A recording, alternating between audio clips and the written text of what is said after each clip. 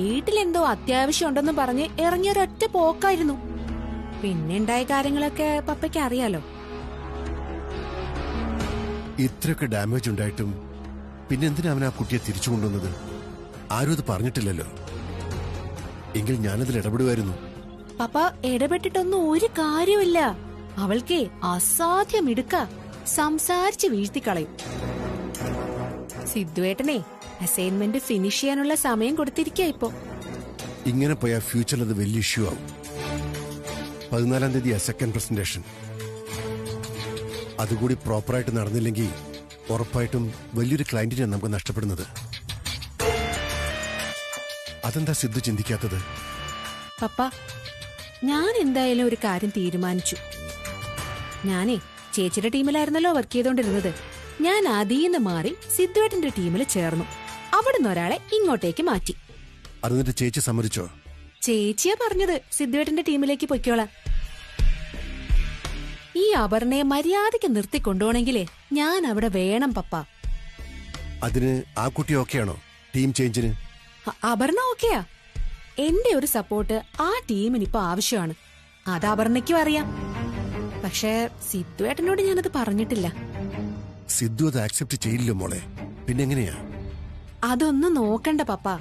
ഇനി വണ്ടർ ത്രെഡിന്റെ മുമ്പില് നമ്മളൊന്നും മോശക്കാരാകരുത്. അവര് നമ്മുടെ 2 ഡിസൈൻസും ആക്സെപ്റ്റ് ചെയ്യണം, എഗ്രിമെന്റും ചെയ്യണം. ഗുഡ്. മോളെപ്പോലെ ഇങ്ങനെ ചിന്തിക്കുന്ന ഒരാള് ഈ സൊനാലിയിൽ ആവശ്യമാ. അത് മാത്രമല്ല പപ്പ, സിദ്ധുവേട്ടനെ വരച്ച വരയിൽ നിർത്തണമെങ്കിലേ ഞാൻ തന്നെ വേണം.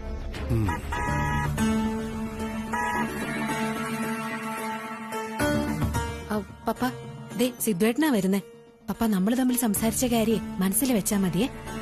സിദ്ധുവേട്ടൻ തന്നെയാണല്ലോ ഞാൻ ടീമിൽ വർക്ക് ചെയ്യുന്ന കാര്യം പപ്പയോട് പറയേണ്ടത്. പപ്പയൊന്നും മിണ്ടണ്ട, പറയോന്ന് നോക്കട്ടെ. ശരി. ഞാൻ ദേ പോയിട്ട് വരാം.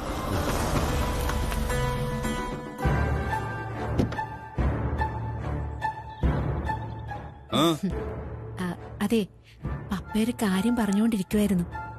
വണ്ടർ ത്രെഡുമായിട്ടുള്ള എഗ്രിമെന്റ് ചേച്ചിയുടെ ഗ്രൂപ്പാണ് സൈൻ ചെയ്യുന്നതെങ്കിലേ എംഡി സ്ഥാനം ചേച്ചിക്കോ ശിവേട്ടനോ കൊടുക്കുമെന്നാ പപ്പ പറഞ്ഞത്.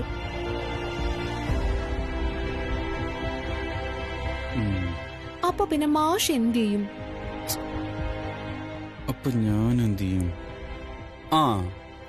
ഈ സൊനാലി ബംഗ്ലാവില്ലേ, അതിന്റെ ഫ്രണ്ടില് ഗേറ്റ് കണ്ടോ? അതിന്റെ സൈഡിൽ ഒരു ചെറിയ മുറുക്കാൻ കടയിട്ട് ഞാൻ അങ്ങ് ജീവിക്കും. മുറുക്കാനായിട്ടേ അങ്ങ് വന്നാ മതി.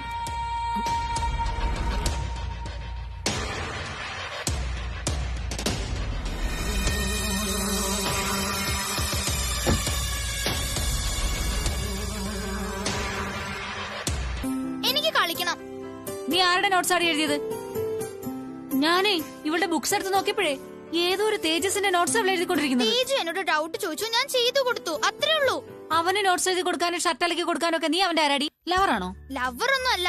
അവൻ എന്നെ പ്രപ്പോസ് ചെയ്തു, പക്ഷെ ഞാൻ അക്സെപ്റ്റ് ചെയ്തിട്ടില്ല. എന്റെ ഭഗവാനെ, ഞാൻ എന്തൊക്കെയാ കേൾക്കുന്നേ? ഇതൊന്നും സ്കൂളിൽ വലിയ കാര്യമല്ല കുഞ്ഞാ. ആരൊക്കെയോ ഇലാശയ്ക്കൊക്കെ എത്ര ലവേഴ്സ് ഉള്ളതാ. മുട്ടേന്ന് വരുന്നില്ലല്ലോ, അതിനു മുന്നേ അവക്ക് പ്രേമം തുടങ്ങി. പോയിരുന്ന് പഠിക്കടി അങ്ങോട്ട്. നാളത്തേക്കുള്ളതൊക്കെ ഞാൻ പഠിച്ചതാ. എന്റെ കുഞ്ഞ് അവള് പഠിച്ചു കഴിഞ്ഞെങ്കിൽ കുറച്ചേരം കളിച്ചോട്ടെ. അവള് പഠിക്കത്തൊന്നുമില്ല, ഏത് നേരവും തീറ്റയാ. ഞാൻ പഠിച്ചതാ. ഇവള് ചുമ്മാ നുണ പറയാ. എന്നിട്ട് നാളെ ക്ലാസ്സിൽ ചെന്നിട്ട് ചോദ്യം കേൾക്കുമ്പോ കുന്തം വിഴുങ്ങോലെ അങ്ങ് നിക്കും. അതങ്ങനെയാ, 10 ഗുണം 10 ഗുണം വളർത്തി വെച്ചിരിക്കല്ലേ. കള്ളം പഠിപ്പിച്ചു വെച്ചിരിക്കാ കൊച്ചിനെ. മോളെ, നമ്മളും നുണ പറഞ്ഞ് ശീലിക്കരുത്. നുണ പറയുന്നതും ചെയ്യുന്നതും മോശമാ. അപ്പ ഭഗവാൻ കൃഷ്ണൻ നുണ പറഞ്ഞതോ? എന്തൊക്കെ കള്ളത്തരങ്ങളാ കൃഷ്ണൻ കാണിച്ചു കൂട്ടിയിട്ടുള്ളത്. എന്നിട്ട് ആരും കൃഷ്ണനെ വഴക്കു പറഞ്ഞില്ലല്ലോ. ഞങ്ങളുടെ മലയാള മിസ് ഈ കഥകളൊക്കെ പറഞ്ഞു തന്നിട്ടുണ്ട്. അവളുടെ ഒരു മലയാളം മിസ്. എടി, കൃഷ്ണൻ ദൈവാ, നമ്മളൊക്കെ മനുഷ്യരാ. ദൈവത്തിന് എന്തും ആവാം. അങ്ങനല്ല മനുഷ്യര്. മോളിങ്ങു വാ, മമ്മി മോൾക്ക് വേറൊരു കഥ പറഞ്ഞു തരാം. വാ.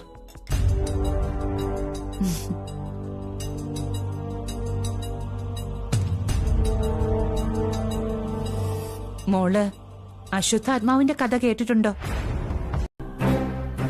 7 മണിക്ക് മുൻപോ? ഇത്രയും നേരത്തെ ഞാൻ അവിടെ വരേണ്ട ആവശ്യം എന്താ?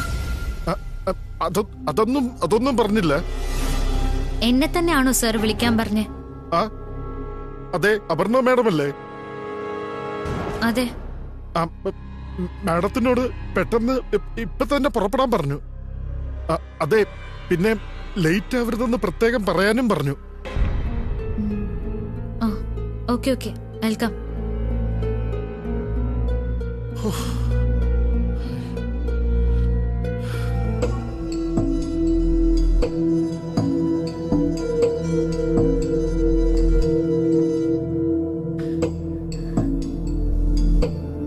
നേരം വെളുക്കും മുമ്പേ എന്തിനു ചെല്ലാൻ പറഞ്ഞേ? രാവിലെ തന്നെ വഴക്കു പറയാനായിരിക്കോ? പറഞ്ഞ സമയത്ത് തന്നെ ചെല്ലാം, ഇല്ലെങ്കിൽ പിന്നെ അതിനായിരിക്കും.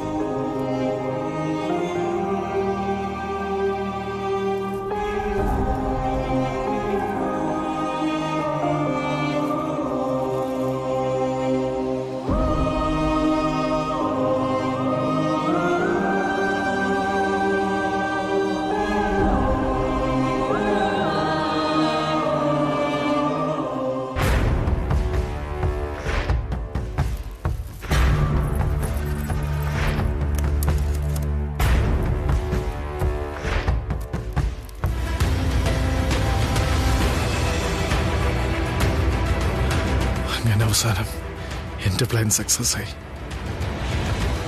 Good bye.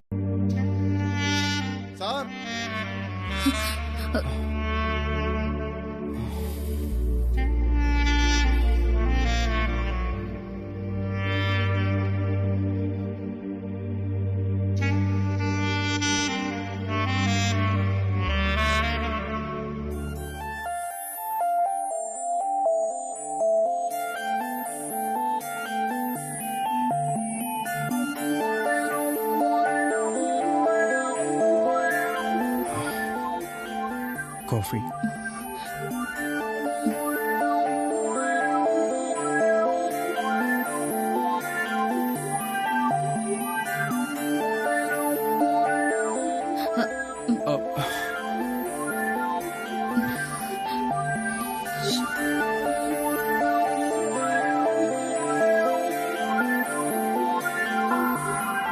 സോറി.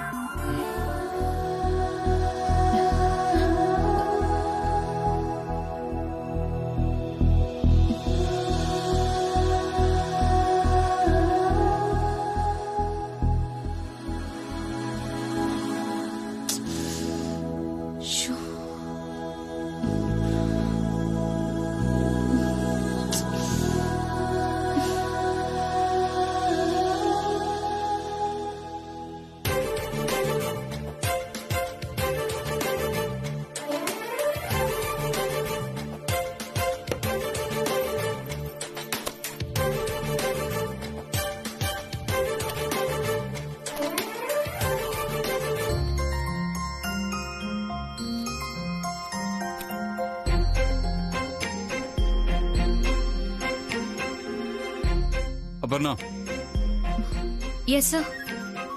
ഒരു ഹെൽപ്പ് ചെയ്യാൻ പറ്റുമോ? ആ സർ, പറഞ്ഞോളൂ. Just A second. Okay.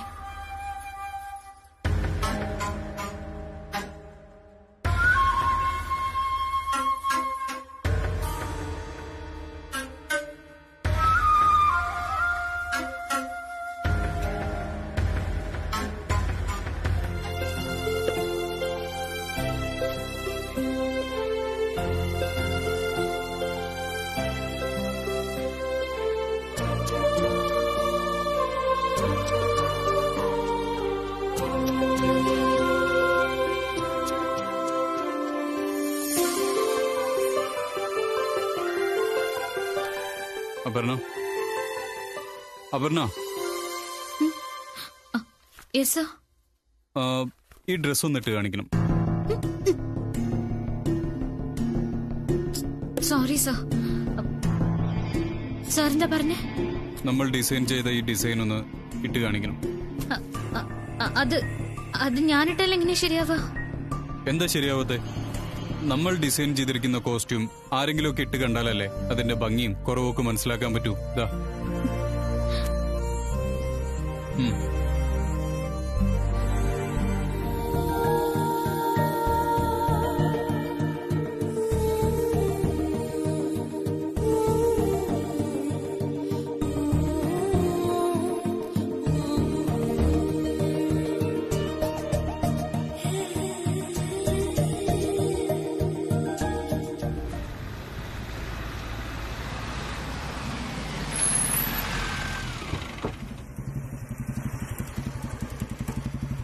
Good morning. Good morning.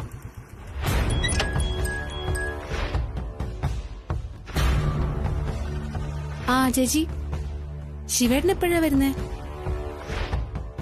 ആണോ? ശിവേട്ടൻ എത്തുമ്പോ എന്നെ ഒന്ന് വിളിക്കണേ ചേച്ചി.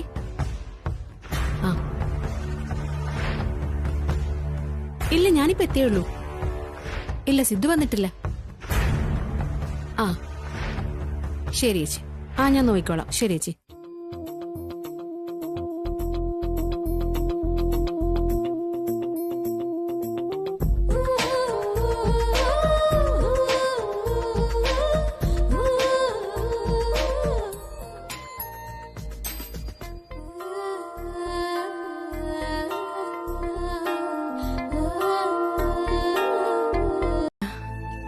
ഞാനൊരു ഓഫർ അങ്ങ് കൊടുത്തു.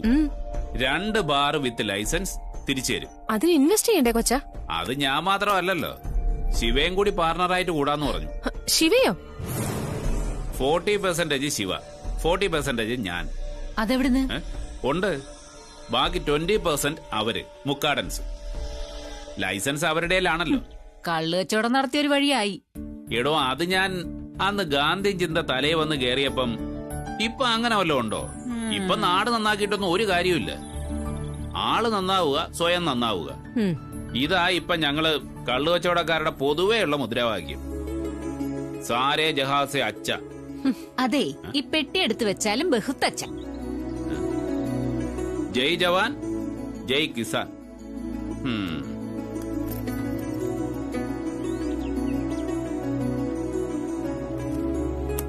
സർ, മിസ്റ്റർ റോയുമായിട്ടുള്ള പ്രസന്റേഷൻ നമ്മൾ 14th ഫിക്സ് ചെയ്തിരിക്കുന്നത്. നാളെ അത് നടത്തുന്ന കാര്യം ഈ ടീമിലുള്ളവർക്ക് മാത്രമേ അറിയൂ.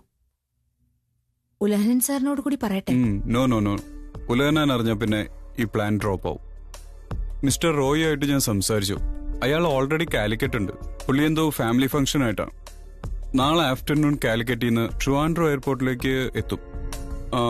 പിക്ക് ചെയ്യാനുള്ള അറേഞ്ച്മെന്റ്സ് ഒക്കെ ഞാൻ ചെയ്തിട്ടുണ്ട്. എയർപോർട്ടിൽ ഇറങ്ങിയതിന് ശേഷം ഉലഹനാനെ റോയിയുടെ മാനേജർ വിളിച്ച് ഇൻഫോം ചെയ്തോളും മീറ്റിംഗിനെത്താൻ. അതുവരെ ഈ ടീമിലുള്ളവരല്ലാതെ വേറെ ആരും അറിയണ്ട. സർ, ഈ പ്രതിഭയെ വിശ്വാസത്തിലെടുക്കാൻ പറ്റുമോ? ലാസ്റ്റ് മൊമെന്റിൽ നോ പ്രോബ്ലം, അത് ഞാൻ ഹാൻഡിൽ ചെയ്തോളാം. അല്ലെങ്കിൽ നമുക്ക് അപർണനെ കണ്ട് ഹാൻഡിൽ ചെയ്യിക്കാം. അതിനു മുമ്പ് നമ്മുടെ ഡിസൈൻസ് എല്ലാം ഫിനിഷ് ആവണം. ഇന്നുകൊണ്ട് അപർണ ഫിനിഷ് ചെയ്ത സാറിനെ കാണിക്കാനാ പറഞ്ഞേ. സാറ് ചെയ്തു കൊടുത്ത കറക്ഷൻസ് എല്ലാം നോക്കി ഇന്ന് തന്നെ ഫൈനലൈസ് ചെയ്യും. ഗുഡ്. ഒരു കാര്യം ചെയ്യ്, അപർണനെ ഒന്ന് വിളിക്ക്. Okay sir.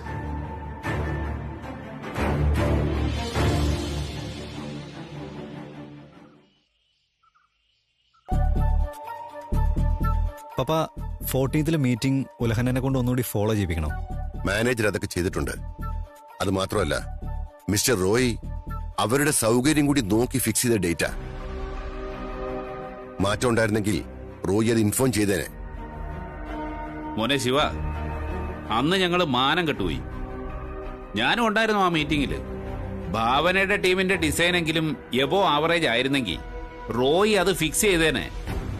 പക്ഷെ ആ ഡിസൈനെ വളരെ മോശമായിരുന്നു. ഞാൻ അപ്പോഴേ പറഞ്ഞതാ ഹറിബറായിട്ട് മീറ്റിംഗ് ഒന്ന് ഫിക്സ് ചെയ്തിരുന്നു. മിനിമം 1 വീക്ക് ടൈമെങ്കിലും വേണമായിരുന്നു. ശിവ, ഇതൊക്കെ ഒരു ക്രിയേറ്റീവ് ജോബാ. ലോകത്തെ അത്ഭുതപ്പെടുത്തുന്ന ഒരു ഡിസൈനർ ഉണ്ടാവാൻ ഒരു നിമിഷം പോലും വേണ്ട. ടീമിലെ മെമ്പേഴ്സ് ടാലന്റഡ് ആണെങ്കിൽ ഒറ്റ ദിവസം മതി. പപ്പ, ടാലന്റ് ഉള്ള ആളെയല്ലേ സിദ്ധു വെച്ചത്? എന്നിട്ട് ആ കുട്ടി പോയില്ലേ? 2 ടീമിന്റെ പ്രസന്റേഷനാണ് മിസ്റ്റർ റോയ് പ്രതീക്ഷിച്ചത്. ഒന്ന് മാത്രമായപ്പോ അവർ മീറ്റിംഗ് ക്യാൻസൽ ചെയ്തു. അല്ലാതെ ഭാവനയുടെ ഡിസൈൻസ് അത്ര ചീപ്പായിട്ടൊന്നുമല്ല. ഞാൻ ആ ഡിസൈൻ കണ്ടതാ, പപ്പയും കണ്ടതല്ലേ. എനിക്കതിൽ വലിയ കുഴപ്പമുണ്ടായിട്ടൊന്നും തോന്നിയില്ല. എന്നാ പിന്നെ റോയ് അതെന്താ ഫിക്സ് ചെയ്യാതിരുന്ന്? ചേട്ടൻ പറയുന്ന പോലെ ഒരു നിമിഷം കൊണ്ട് ലോകത്തെ അത്ഭുതപ്പെടുത്തുന്ന ഒരു വരയും കുറിയെങ്കിലും ആ ഡിസൈനിൽ കണ്ടിരുന്നെങ്കിൽ റോയ് ആ കേസ് വിടൂ.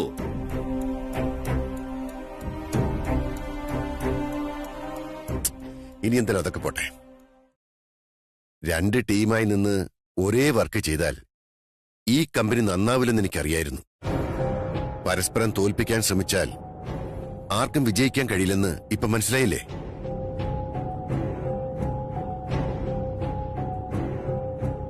പരസ്പരം മത്സരിക്കുന്നത് വിജയിക്കാനായിരിക്കണം, തോൽപ്പിക്കാനാവരുത്. അതുകൊണ്ട് ഒരുമിച്ച് നിന്ന് വർക്ക് ചെയ്ത് പ്രൂവ് ചെയ്യട്ടെ. പപ്പ, കമ്പനി ഒരു കുഴപ്പമില്ലാതെ സ്മൂത്ത് ആയിട്ട് പോയിക്കൊണ്ടിരിക്കുകയായിരുന്നു. നമ്മുടെ സ്റ്റാഫ് സെലക്ഷൻ മാത്രം ഒരു പ്രശ്നമായിട്ട് മാറിയത്. ഇപ്പോൾ ഉണ്ടായ സംഭവത്തിൽ നിന്ന് ഒരു റീ അറേഞ്ച്മെന്റ് ഉണ്ടാവണം. അല്ലെങ്കിൽ നമ്മൾ പ്രതീക്ഷിക്കുന്ന ഒരു പ്രോഗ്രസ് ഉണ്ടാവില്ല. നീ എന്താ ഉദ്ദേശിക്കുന്നത്? അത് ഞാൻ ഉദ്ദേശിക്കുന്ന അല്ല സാർ, ഈ സ്ഥലത്ത് പ്രോപ്പർട്ടിക്ക് വാല്യൂ കൂടുതലാ. 5 സെന്റായാലും 10 സെന്റായാലും പ്രോപ്പർട്ടി വാല്യൂ അല്ലേ ഇമ്പോർട്ടന്റ്. പ്രോപ്പർട്ടി വാല്യൂ ഒക്കെ ഉണ്ട്, ഇല്ലെന്ന് പറയുന്നില്ല. കോവിഡിന് മുമ്പ് വരെ ഉണ്ടായിരുന്നതിനേക്കാൾ ഒരു 25% കൂടിയിട്ടും ഉണ്ടാവും. 5 വർഷം മുമ്പ് സെന്റിന് 20 ലക്ഷം രൂപ വരെ ഉണ്ടായിരുന്നു, ഇപ്പൊ കൂടിയിട്ടുണ്ടാവും. 20% കൂടിയിരിക്കുന്നു. ഒരു 30-35 ലക്ഷം രൂപ ഉണ്ടാവും പ്രോപ്പർട്ടി വാല്യൂ ഒക്കെ.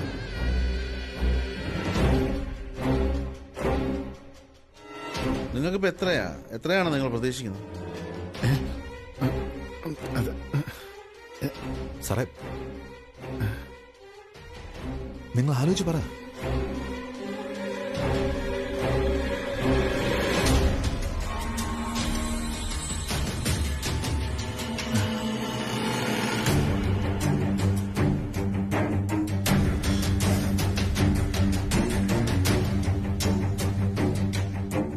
ചോദിക്കണം. മാക്സിമം വാങ്ങിക്ക്. ഇനി രണ്ടാമതൊരു ഇടപാട് നടക്കില്ലല്ലോ.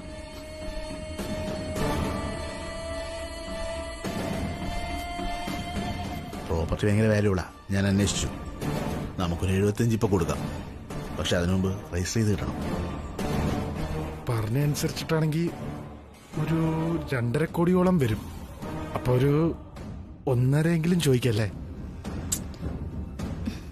2 തന്നെ ചോദിക്ക്. രണ്ടാമതിന് ഇയാളെ വിളിക്കാൻ പറ്റില്ലല്ലോ.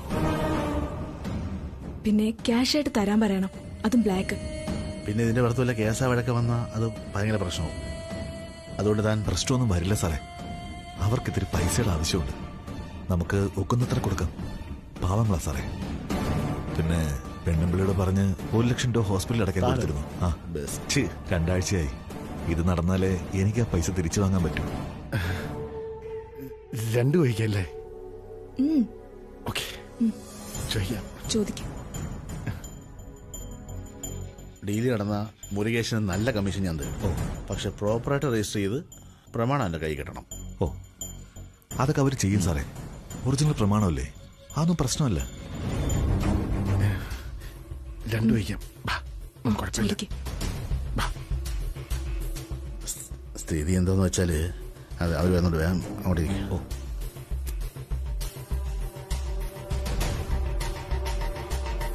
ആലോചിച്ചോ? എന്തായി?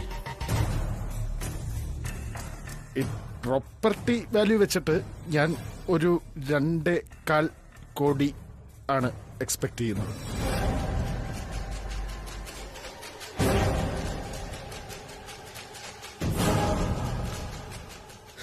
രണ്ടേ കാലം. അതെ. പ്രോപ്പർട്ടിയുടെ വാല്യൂ വെച്ച് അഡ്വാൻസ് അത്രയൊന്നും തരാൻ പറ്റില്ല.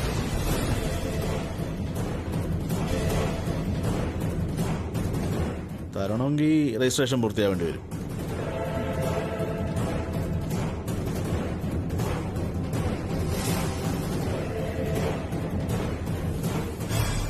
ഈ പ്രോപ്പർട്ടി രജിസ്റ്റർ ചെയ്യാതെ ഡോക്യുമെന്റ്സ് വെച്ചിട്ട് അഡ്വാൻസ് തന്നൂടെ? ഇൻട്രസ്റ്റ് എല്ലാം എല്ലാ മാസവും കൃത്യമായിട്ട് അടച്ചോളാം. 6 മാസത്തെ പ്രശ്നമേ ഉള്ളൂ. അതിനു മുമ്പ് മുതലും പലിശയും തിരിച്ചു തന്നോളാം. പ്രോപ്പർട്ടി എടുത്തോളാം. 6 മാസത്തിനകം അവർ സെറ്റ് ചെയ്യാന്നല്ലേ പറയുന്നത്? ഈ 2.25 കോടിക്ക് ഇൻട്രസ്റ്റ് എത്രയാവുമെന്ന് കണക്കാക്കിയിട്ടുണ്ടോ എപ്പോഴെങ്കിലും? അത്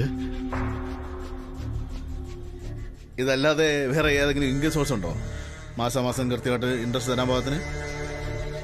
അല്ല, ഇവക്ക് ഡൽഹിയിൽ ഒരു ഫ്ലാറ്റ് ഉണ്ട്, അത് സെയിലിനിട്ടിരിക്കുക. അത് പിന്നെ 6 മാസത്തിനുള്ളിൽ അതിന്റെ ഇടപാടൊക്കെ നടക്കും.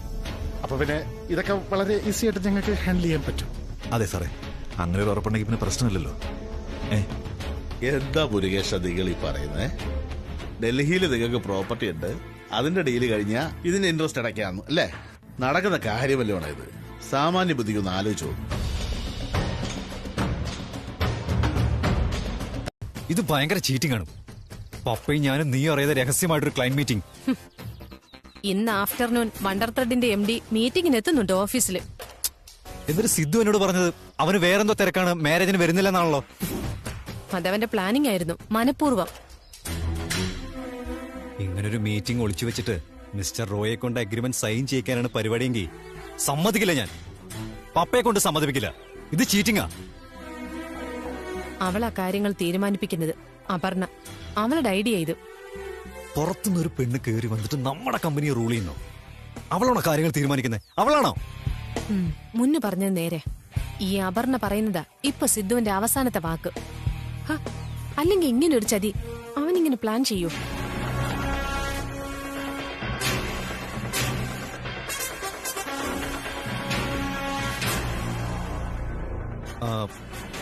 പ്രസന്റേഷന് വേണ്ടി മോഡൽസിനെല്ലാം ഹയർ ചെയ്തെന്നല്ലേ പറഞ്ഞു?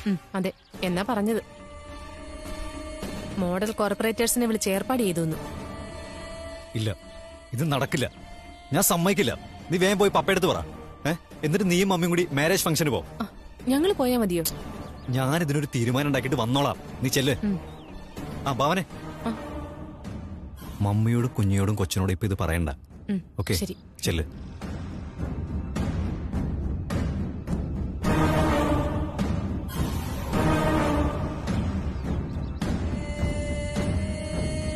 ഹലോ. പ്രതിഭ സംസാരിച്ചത് അവളുടെ ചേച്ചിയോടാ. നമ്മള് മോഡൽസിനെ കൊണ്ടുവരുന്ന കാര്യം കൃത്യമായി ബ്രീഫ് ചെയ്ത് കൊടുക്കുന്നുണ്ടായിരുന്നു. പക്ഷെ അവരാരും വീട്ടിലില്ല. കല്യാണത്തിന് എന്തോ പോവാൻ നിൽക്കുവാണെന്നാ പറയുന്നതെന്ന് എനിക്ക് മനസ്സിലായത്. അങ്ങനെയാണെങ്കിൽ നമ്മൾ പ്ലാൻ ചെയ്ത പോലെ കാര്യങ്ങൾ നടക്കാതെ വരുമോ? റോയ് സാർ വരുമ്പോ ഭാവന മാഡവും ബാക്കി എല്ലാവരും ഉണ്ടെങ്കിൽ പ്രസന്റേഷൻ കുഴപ്പമാവില്ലേ? നമുക്കിത് സാറിനോട് പറയാം. അവനെ തന്നെ പറയാമോ? സോണി ഇതെന്ന് സാറിനോട് പറഞ്ഞാ മതി. ഇക്കാര്യത്തിൽ അപർണ പറയുന്നത് മാത്രമേ സാർ കൂടുതൽ ഗൗരവത്തിലെടുക്കുള്ളൂ. മാത്രമല്ല സാറിന്റെ ഇപ്പോഴത്തെ ഈ ടെൻഷനില്. ഓക്കെ, ഞാൻ പറയാം. സോണി വാ. ആ ഡേവിസ്, എയർപോർട്ടിലെത്തിയോ? ആ, റൈറ്റ് ടൈം ആയിരിക്കും. അവിടുന്ന് ഒരു 1 hour ടൈം. ഹോട്ടലിൽ ചെക്ക് ഇൻ ആയിട്ട് വിളിച്ചാൽ മതി. അത് കഴിഞ്ഞ് മിസ്റ്റർ റോയി കണ്ട് നേരെ ഓഫീസ്. അറൌണ്ട് 4:35 എത്തുന്ന പോലെ. ആ, ബാക്കിയൊക്കെ സോണി ഫോളോ അപ്പ് ചെയ്യും. ഓക്കെ ഡേവിസ്, എന്തെല്ലാം ഉണ്ടോ വിളിച്ചാൽ മതി. ആ സോണി, മിസ്റ്റർ റോയി എയർപോർട്ടിൽ എത്തിയിട്ടുണ്ട്. ഷാർപ്പ് 5 തന്നെ പ്രസന്റേഷൻ സ്റ്റാർട്ട് ചെയ്യണം. അപർണ, മോഡൽസ് എത്തിയാൽ ഉടനെ കോസ്റ്റ്യൂം ഇട്ട് ട്രയൽ കൊടുക്കണം. ഓക്കെ സർ, അത് ഞാൻ ഫോളോ അപ്പ് ചെയ്തോളാം. ഓക്കെ. എന്തു പറ്റി? പക്ഷേ നമ്മള് മോഡൽസിനെ യൂസ് ചെയ്ത് പ്രസന്റേഷൻ നടത്തുന്ന കാര്യം പ്രതിഭ സാറിന്റെ വീട്ടിലും ഭാവന മാമിനോടും സാറിനെയൊക്കെ വിളിച്ചു പറഞ്ഞു. പറഞ്ഞോ? യെസ് സർ, ഞാൻ വ്യക്തമായിട്ട് കേട്ടതാ. നാളെ അതൊരു ഇഷ്യൂ ആവോ സർ? ഏയ്, അതൊന്നും കുഴപ്പമില്ല. എന്തായാലും അതെപ്പോഴായാലും അറിയേണ്ടതല്ലേ. മിസ്റ്റർ റോയി വരുമ്പോ ഉലഹന്നാൻ വഴി അവരെന്തായാലും അറിയൂലോ. അത് പ്രശ്നമില്ല. നിങ്ങൾ കാര്യങ്ങളൊക്കെ ഒന്ന് ഫാസ്റ്റ് ആക്കണം. വേറെന്തെങ്കിലും ഇഷ്യൂ ഉണ്ടോ? ഇല്ല സർ.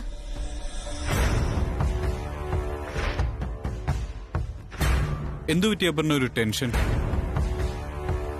അല്ല സർ, ഞാനായിട്ട് ഇങ്ങനെ ഒരു ഐഡിയ പ്രസന്റ് ചെയ്തിട്ട് അതെന്തെങ്കിലും ഒരു ഇഷ്യൂ ആകുമെന്ന് വിചാരിച്ചിട്ട് ഒരു ടെൻഷൻ. ഏയ് നോ അപർണ, നമ്മൾ കോർട്ടിൽ ഇറങ്ങിക്കഴിഞ്ഞു. ഇനി ഗോൾ അടിക്കുക മാത്രമാണ് ലക്ഷ്യം. ഈ ടെൻഷനൊക്കെ ഒരു വാമപ്പ് ആയിട്ട് കണ്ടാൽ മതി. Okay sir. ആ യെസ്, പറയൂ. ആ മോഡൽസ് എല്ലാം തിരിച്ചോ? വാട്ട്? ആര്? എന്നിട്ട് ഇപ്പോഴാണ് ഇൻഫോം ചെയ്യുന്നത്? ഓക്കെ. എന്താ സർ, എനി പ്രോബ്ലം? നിങ്ങൾ സംശയിച്ചത് ശരിയാ. പ്രതിഭ നമ്മളെ ചീറ്റ് ചെയ്തു. മോഡൽ കോർഡിനേറ്റർ നൌഫല വിളിച്ചത്. ശിവേട്ടൻ ഏജൻസി വിളിച്ചിട്ട് മോഡൽസിനെ ക്യാൻസൽ ചെയ്തെന്നു. ക്യാൻസൽ ചെയ്തെന്നോ? അപ്പൊ നമ്മൾ എന്ത് ചെയ്യും സർ? അതൊക്കെ